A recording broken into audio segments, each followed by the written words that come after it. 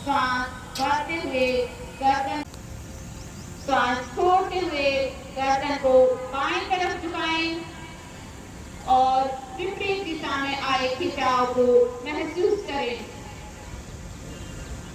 श्वास भरते हुए गर्दन को सीधा करें, सामने देखें।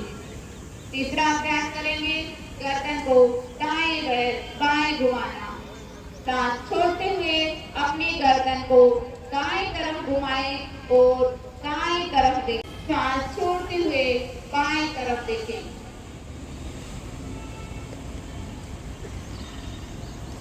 सांस भरते हुए सामने देखें। चौथा अभ्यास है ग्रीवा घुमाना। हम अपनी गर्दन को क्लॉकवाइज से एंटी क्लॉकवाइज घुमाएंगे। सांस छोड़ते हुए अपनी गर्दन को आगे की तरफ झुकाएं। दोनों हाथ नीचे करें और सम स्थिति में खड़े हो जाएं।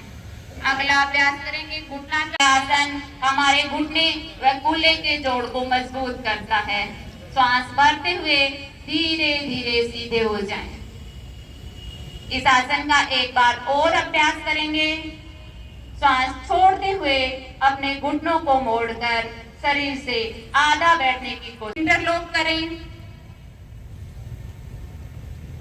कलाइयों को घुमाते हुए हथेलियों को बाहर की साइड करें। अब सांस भरते हुए दोनों हाथों को धीरे धीरे ऊपर की तरफ ले जाएं। नजर बिल्कुल सामने एक जगह पर स्थिर करें।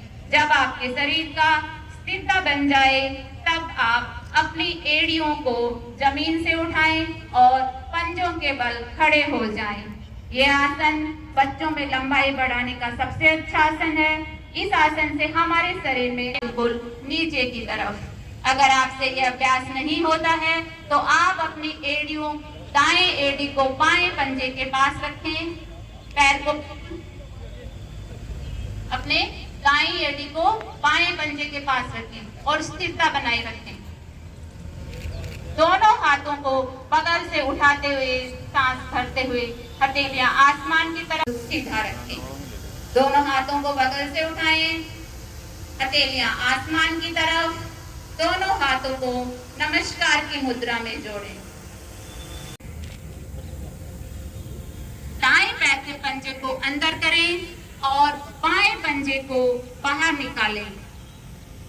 अब श्वास छोड़ते हुए धीरे धीरे बाएं तरफ झुकें। इसे शिथिल दंडासन कहते हैं। आप इस स्थिति में विश्राम करें। अब हम पुरुष, जिन व्यक्तियों को घुटनों में दर्द है, साइटिका का दर्द है, वो अपने घुटने नहीं मोड़ें। मस्तिष्क को स्थिरता प्रदान करता है। हमारे नी जॉइंट, हिप जॉइंट को अपने दोनों पैरों को सामने की तरफ फैलाएं और विश्राम स्थिति में आ जाएं। दाएं पैर को मोड़ते हुए अपने दाएं नितंब के नीचे रखें। बाएं पैर को मोड़ते हुए बाएं पंजे को बाएं नितंब के नीचे। आज पूरे विश्व में अंतर्राष्ट्रीय योग दिवस मनाया जा रहा है।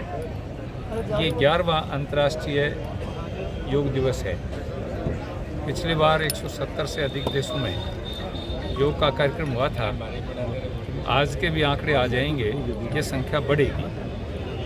माननीय प्रधानमंत्री नरेंद्र मोदी जी ने आज विशाखापट्टनम में योग में हिस्सा लिया और उन्होंने पूरे विश्व के लोगों को संबोधित भी किया है। योग से व्यक्ति मन, बुद्धि, आत्मा और शरीर, इन चारों को संतुलित बनाता है। और जब आदमी का शरीर संतुलित होगा तो हमारे यहाँ कहावत है कि प्रत्येक कार्य शरीर से ही संपन्न होते हैं। मन का बहुत बड़ा खेल है।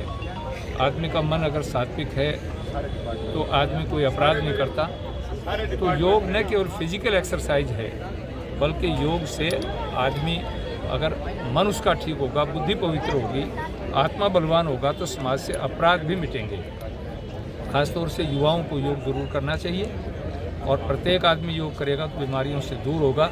मैं आज इस अंतर्राष्ट्रीय योग दिवस पर हमारे जिला प्रशासन ने सीकर में भी एसके स्कूल के मैदान में कार्यक्रम किया, जिसमें हजारों की संख्या में नागरिक और संस्थाओं के छात्र छात्राएं तथा प्रशासनिक लोग भी पहुंचे।